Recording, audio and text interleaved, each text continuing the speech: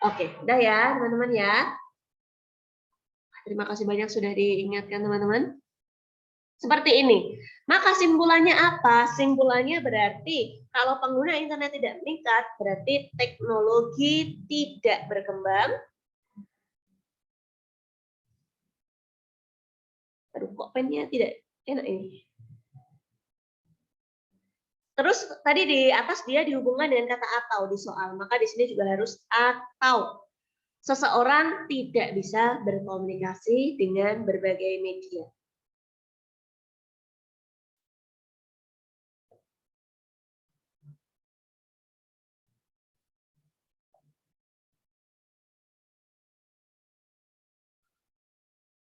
Berbagai media. Tabs-nya, pen-nya agak kurang enak ya teman-teman ya. Oke, itu ya. Jadi teknologi tidak berkembang atau seorang tidak bisa berkomunikasi dengan berbagai media. Tinggal kita cocokkan saja, tinggal kita cari saja teman-teman. Kalau pengguna internet tidak meningkat, berarti kan teknologi tidak berkembang. Kalau seseorang tidak bisa berkomunikasi dengan berbagai media, berarti kan dia tidak mengikuti perkembangan zaman. Oh, salah ini berarti dia tidak mengikuti perkembangan zaman. Tidak mengikuti perkembangan zaman. Jadi sebenarnya di sana menggabungkan dua silogisme, tidak mengikuti perkembangan zaman. Ya, maka kita tinggal cari mana nih yang informasinya teknologi tidak berkembang atau seseorang tidak bisa mengikuti perkembangan zaman. Opsinya adalah A ya untuk nomor 3. Nah, ini caranya seperti itu, teman-teman ya, untuk nomor 3. Oke, ini benar nggak kira-kira? Oh, C. Perhatikan ya. Perhatikan. Di sini pakai kata atau. Maka di sini juga harus dihubungkan dengan atau.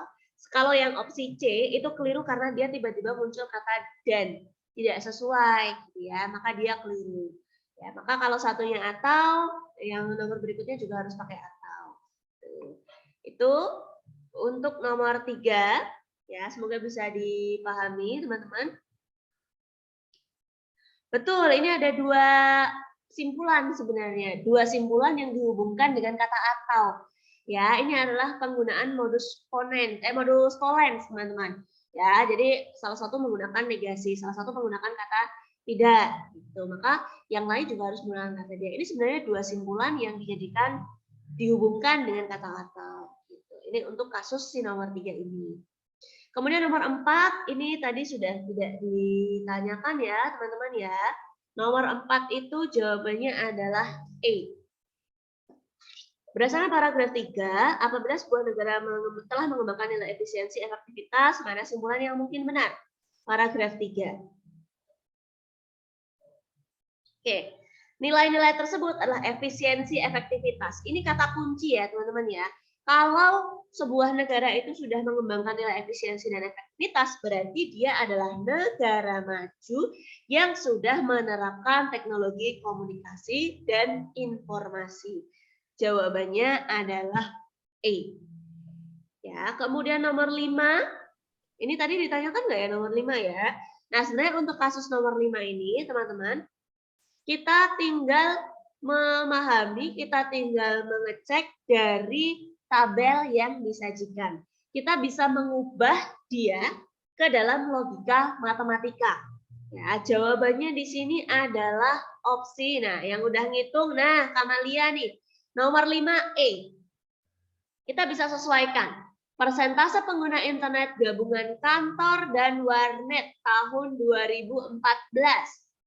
Kantor dan warnet 2014 ini berarti 19 tambah 25 ya.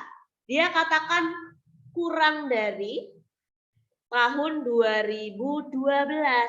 31 plus 26. Jelas ya, dari angkanya aja kita nggak perlu menjumlahkan, jelas ini lebih kecil daripada ini. Maka jawabannya betul sekali nomor 5 adalah E. Ya, nomor 6. Nah, berdasarkan gambar 1 apa yang paling mungkin terjadi pada tahun 2015, ini juga tinggal kita cek, tinggal kita cermati dari gambar yang disajikan. Mana yang gambarnya stabil? Nah, yang kantor itu tingginya sama. Maka kita coba sajikan, misalnya kita sajikan gambar seperti ini. Oh, ini 2015 nih. Si kantornya tetap stabil nih, tingginya tetap segini, tetap serupa ya. Kemudian yang selalu turun yang mana?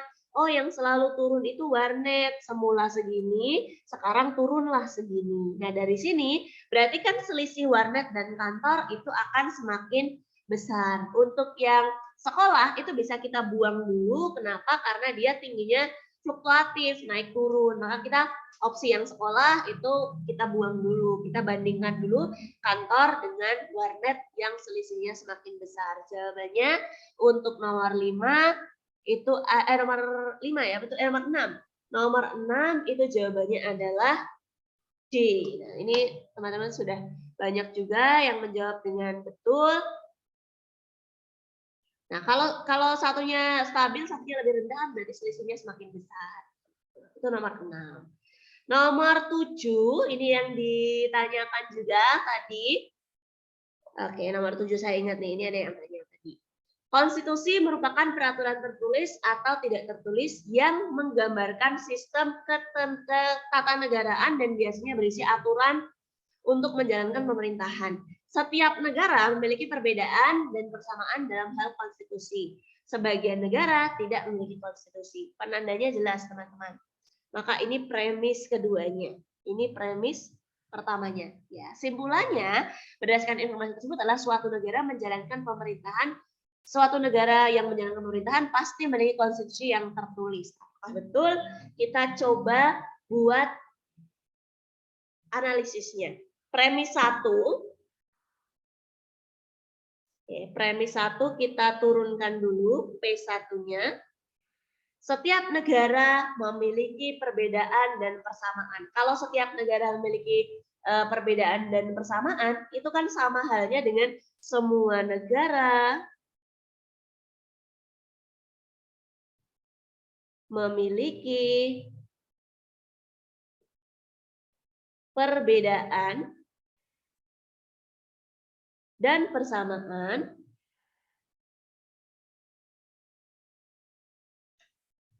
dalam hal konstitusi.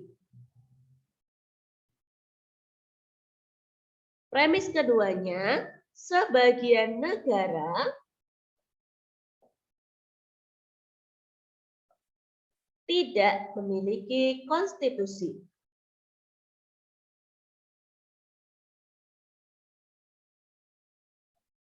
Oke, kita tidak perlu mengerjakan dulu, teman-teman. Cukup kita lihat penandanya, ya. Cukup kita temukan penanda yang digunakan. 1, dia pakai sebagian, maka S-nya juga harus sebagian. Padahal simpulan yang disajikan di sini tidak ada sebagiannya, maka ini jelas keliru. Itu kan? 2, salah satu pakai kata tidak, maka simpulannya juga harus pakai kata tidak. Ya, maka simpulan yang disajikan di sini tanpa kita menganalisis lebih lanjut, dia pasti salah.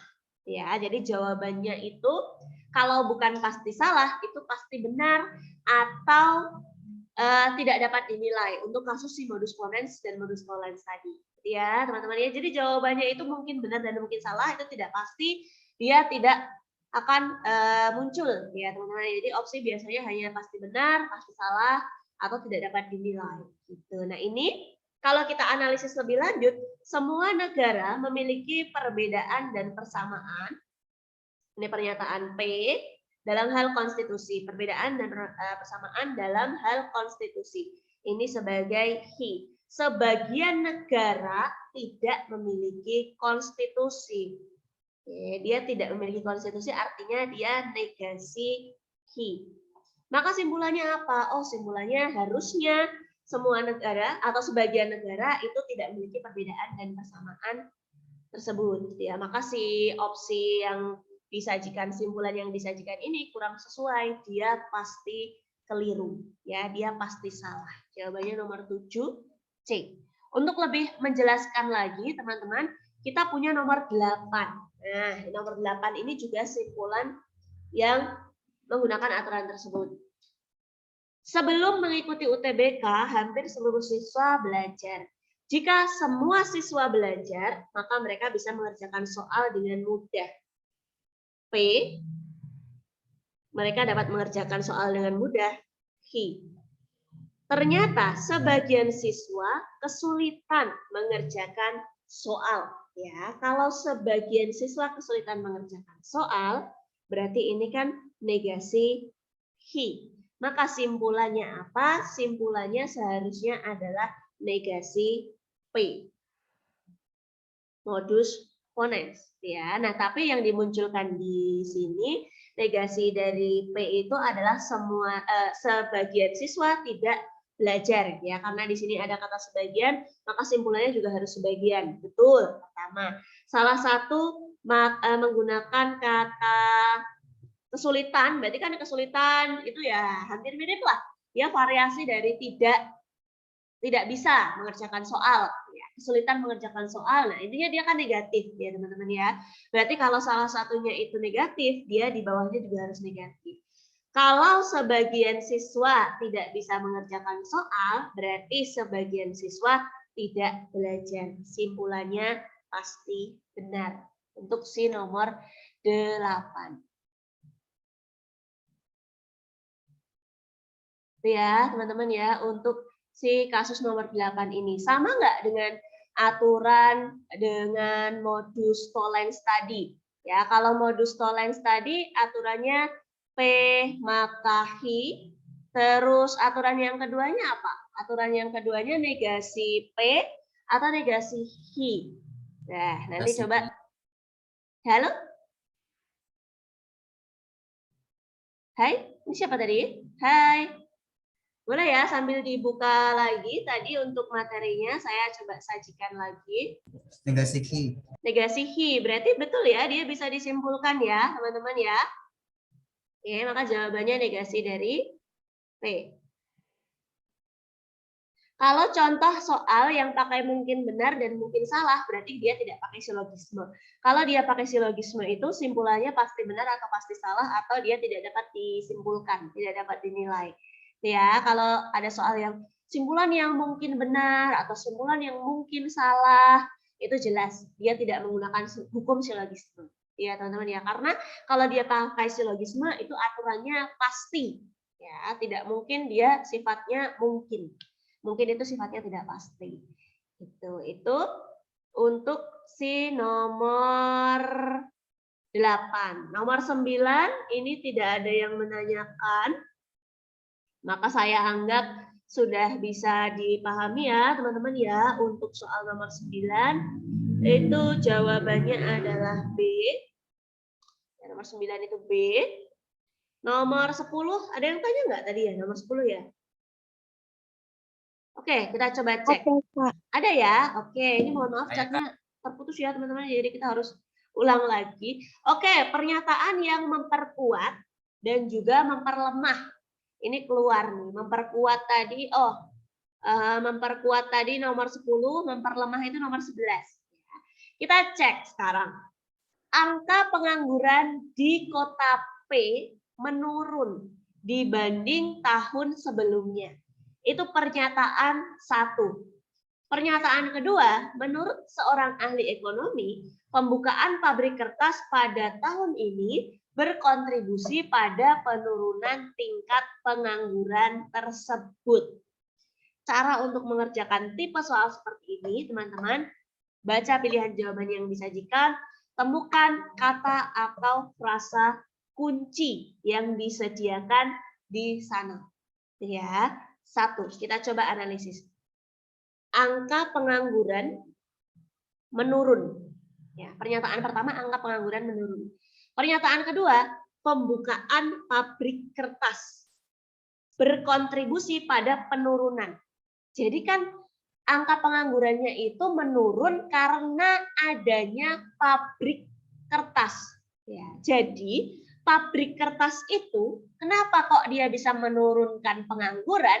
Karena dia menerima banyak tenaga kerja dari kota P. Jawabannya A. Kenapa kok bukan yang B? Beberapa warga provinsi P mencari pekerjaan di kota lain. Kata kunci pabrik kertasnya tidak ada. Ya, teman-teman ya. Kita harus sesuaikan dengan kata kunci yang muncul di sana. Pengangguran menurun. Pembukaan pabrik kertas yang menjadi penyebab penurunan. Oh, berarti pabrik kertas itu menerima banyak tenaga kerja. Gitu kan? Logikanya seperti itu. Kalau tiba-tiba dia katakan warga provinsi P mencari pekerjaan ke kota lain, kurang sesuai. Ya, karena premisnya atau kata kuncinya itu tidak ada. Gitu. Ini opsi yang B. Yang C, warga yang menganggur memutuskan untuk membuka lahan. Kata kunci pabrik kertasnya juga tidak muncul. D, perusahaan lain juga membuka pabrik baru di kota P. Sama, dia juga tidak muncul. Yang E yang mengecoh, pabrik kertas yang baru dibuka berada di dekat kota P. Kalau hanya di dekat kota P, itu kan pegawainya bisa dari daerah lain juga ya. Tapi kalau dia memang pabriknya itu ada di kota P, berarti kan kemungkinan besar dia menyerapnya anggota atau warga yang ada di daerah tersebut atau di kota tersebut. Ya, maka yang opsi E ini kurang logis. Ya, jadi yang paling logis adalah pabrik kertas itu menerima banyak tenaga kerja sehingga pengangguran di kota tersebut itu menurun. Ya, itu nomor 10 jawabannya A. Ini sebenarnya kita tinggal perhatikan kata-kata kuncinya yang dimunculkan di sana. Ya, informasi yang memperkuat pernyataan itu menyajikan data yang sejalan, data yang linear ya dengan gagasan yang dimaksud. Ahli ekonomi itu punya pendapat bahwa pembukaan pabrik kertas berkontribusi pada penurunan tingkat pengangguran. Dengan kata lain, pabrik kertas itu punya dampak yang positif untuk mengurangi angka pengangguran. Kenapa dia berdampak positif? Karena dia menyerap banyak tenaga kerja. Ya, logikanya seperti itu, teman-teman. Itu untuk nomor 10. Ya, kita lanjut ke nomor 11 sekarang. Yang memperlemah. Berarti dia yang tidak sesuai, ya. Pemberian tugas saat pembelajaran online banyak dikeluhkan oleh siswa. Pemerhati anak mengatakan bahwa guru tidak mempertimbangkan kesesuaian antara beban tugas yang diberikan dengan kemampuan siswa. Sama, cari kata atau frasa kunci dalam soal, kemudian temukan kata kunci di teks yang disajikan. Mana yang memperlemah, ya, mana yang tidak sesuai dengan gagasan yang disajikan. Kalau yang A, beberapa siswa tertantang untuk menyelesaikan tugas yang diberikan. Kalau dia tertantang, seharusnya mereka tidak mengeluh. Berarti ini tidak sesuai.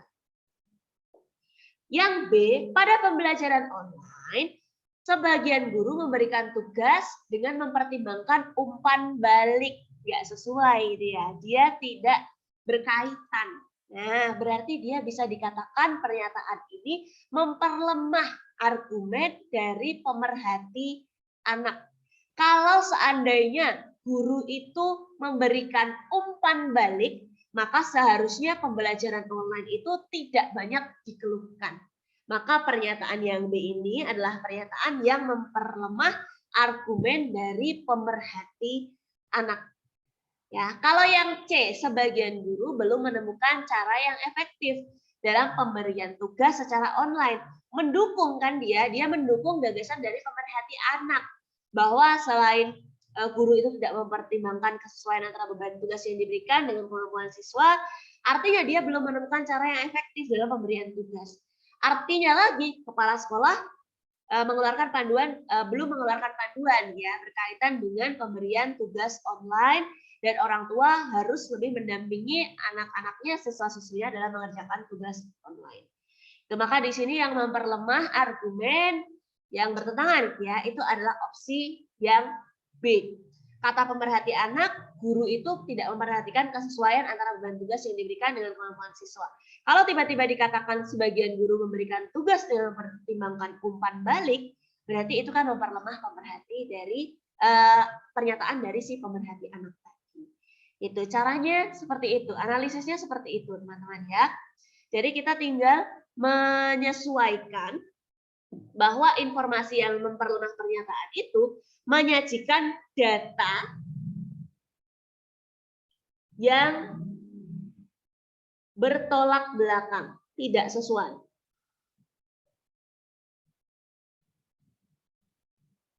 Yang bertolak belakang dengan gagasan yang disampaikan oleh si pemerhati anak yang disampaikan di kalimat kedua.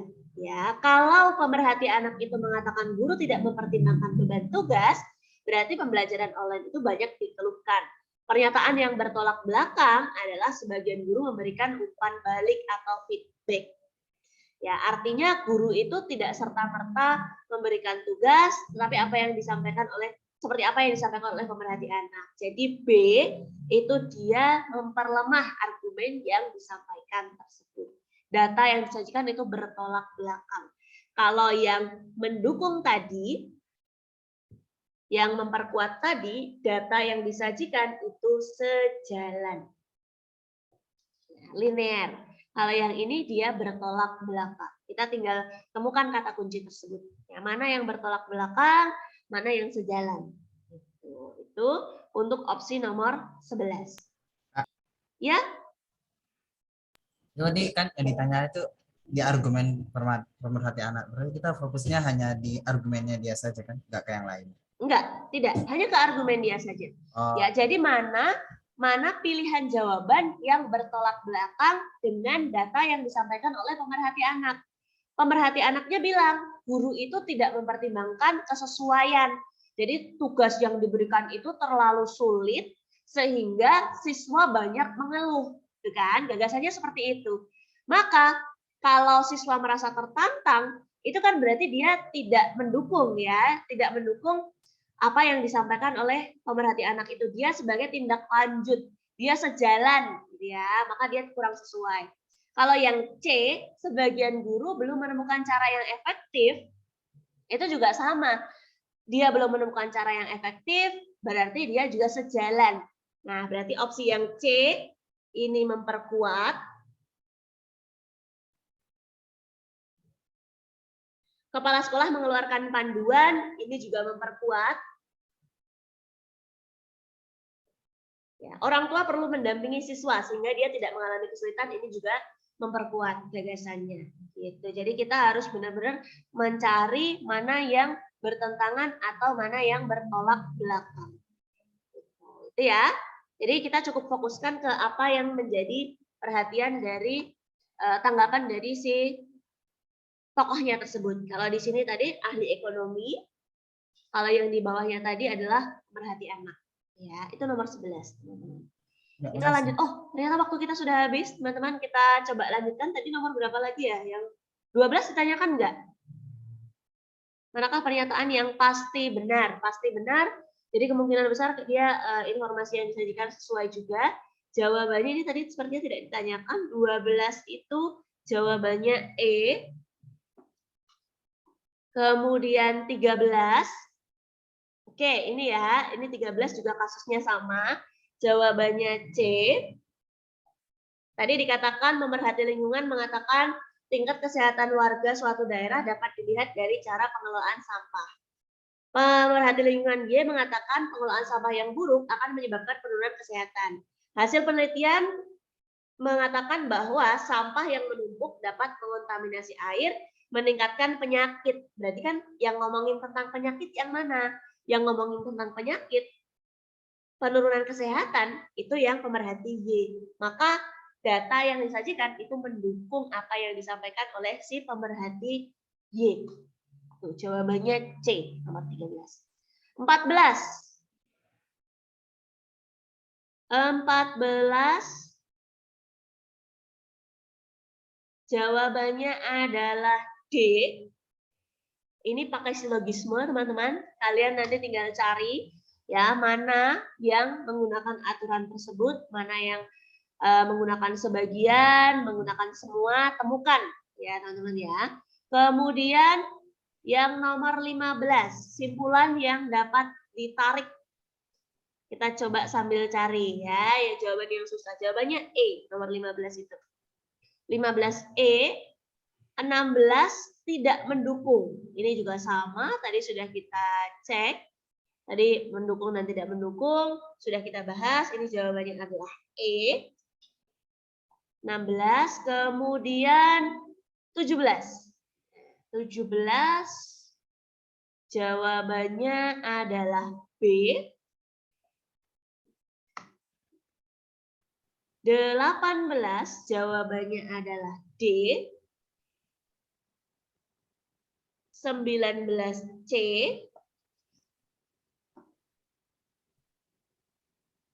20. Nah, ini 20 jawabannya adalah C. Kemudian 21, ini ada 25 nomor ya teman-teman. Jawabannya adalah D. 22 jawabannya E. 23 jawabannya C. Dan 24 pernyataan yang sesuai jawabannya D. Lalu 25 jawabannya D juga. Ya, itu teman-teman untuk nomor-nomor yang tadi sudah kita bahas. Tadi saya punya hutang, ini terima kasih sudah dirangkum oleh Ai.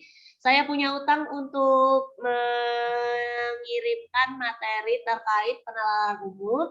Jadi nanti akan saya kirimkan ke Kak Bos, nanti Kak Bos yang akan membagikan ke grup masing-masing ya, teman-teman. Ada grupnya ya? Ada nggak, teman-teman, grupnya? Ada, Kak. Ada ya? Oke, nanti grupnya masih kita gunakan untuk mengirimkan itu akan saya kirimkan lewat Bosnya. Oke, teman-teman, itu dari 25 nomor berkaitan dengan penalaran umum. Semoga teman-teman bisa mendapatkan pencerahan ya, teman-teman ya. Iya, nanti lewat admin aja, nanti kita akan share lewat admin untuk materi penalaran umum ya. Hai. Oke. Semangat semuanya ya. Oke, kita stop dulu. Oke, itu 25 nomor teman-teman tadi kita sudah bahas sampai nomor 12. Ini mohon maaf tidak bisa kita tuntaskan untuk pembahasan nomor-nomor berikutnya. Jadi nanti teman-teman bisa cek, bisa cermati sendiri dari kunci jawaban yang saya sajikan. Kalau misalnya kalian menemui kendala atau menemui kesulitan, bisa coba kita diskusi ya melalui WhatsApp, bisa cek di nomor yang saya sempat memberikan ya. Oke, sekian untuk pertemuan hari ini teman-teman. Semoga apa yang kita pelajari tadi bisa bermanfaat. Sama-sama mohon maaf apabila saya ada kesalahan. Mohon maaf karena tadi banyak kendala-kendala yang kita hadapi. Semoga teman-teman di sini bisa semuanya bisa sukses di pelaksanaan tes UTBK ya yang akan dimulai kalau tidak salah tanggal 17 atau tanggal 18. Semoga semuanya bisa diterima di kampus terbaik sesuai dengan apa yang teman-teman cita-citakan. Sekian dari saya ya, 17 Mei semangat. Sekian dari saya, selamat sore, selamat beristirahat, selamat menjelang berbuka puasa bagi yang menjalankan. Mohon maaf apabila ada kesalahan. Wassalamualaikum warahmatullahi wabarakatuh. Waalaikumsalam warahmatullahi wabarakatuh. Ya, sama-sama, selamat sore.